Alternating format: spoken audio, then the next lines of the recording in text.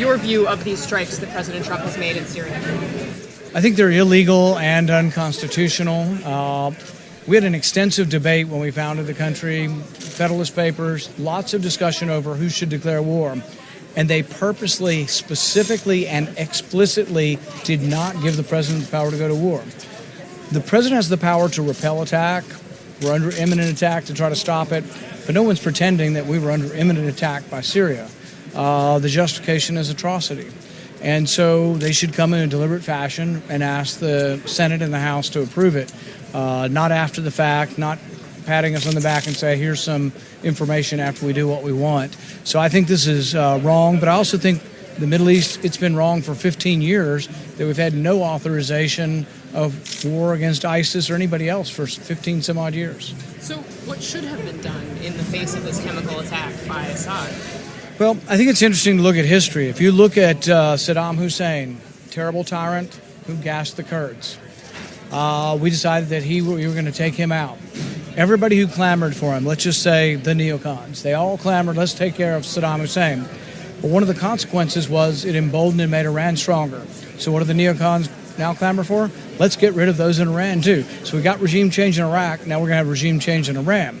So let's say we get Assad and they get regime change. Assad's gone and now there's going to be a new government. Who will that government be? One of the leaders of the Islamic Army, which was one of the many, many different groups fighting against Assad, trained in Damascus at a Wahhabist, radical Islamic, preacher-infested university funded by the Saudis. Do we really think he was going to be better than Assad? There are 2 million Christians in Syria protected by Assad. In fact, the Christians that were in Iraq so hated the war and so hated the government that we helped institute upon them, they all fled and went to Syria. So it's a complicated region in the midst of a 1,000-year war between Sunni and Shia, and by golly, we should vote on it. We should have a vote of a declaration of war and make a decision as a people according to the Constitution. Jim, do you have a question? Yeah. What about the gassing of the children? It just keeps going on.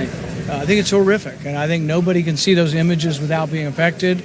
As I watch for images around the world of atrocity, when I see children, with their belly swollen, starving in various parts of Africa, often starving because their leaders have either stolen the food, selling the food on the black market. My first thought is of sympathy towards the children and what can we do, but my first thought isn't if we just dropped another bomb on Mogadishu, we'd teach them a lesson. So I'm not sure it works. I mean, it might work, but it's not constitutional to do it the way we have done it. Is it the UN's job? Well, I think it'd probably be better if there were a unified international, advocacy for it. We have the problem of, Russia and China, being vetoes on the Security Council doing anything. But we should obey our rules. I mean, our rules are really important. We just put a Supreme Court justice in who says he's going to obey the law. Well, none of them will obey the law. All these people who say they're so proud of getting Gorsuch in because he's going to obey the law and they want someone who obeys the rule of law, well, none of them obey the rule of the law. The rule of law is absolutely... The White House? The White House? No, the Senate, both sides. How many complaints are there? There's like 2 or 3 of us saying that we should obey the Constitution. So I find it sort of ironic that they're big, yay, Justice Gorsuch, who's going to interpret the original interpretation of the law. Well, they need to read the Federalist Papers. They need to look and see, what did our founding fathers say about war? Senator Paul, did anyone from the Trump administration call you before the strikes? No. Or after? No. Would you like them to call you now? No, I think it's the whole point is it's a day late and a dollar short. And, patting us on the back and saying, good boy, here's some information now. So I'm going to go to a hearing at 1, and that's what it would be. Good boy, here's some information while we did it, but we're not asking you for permission.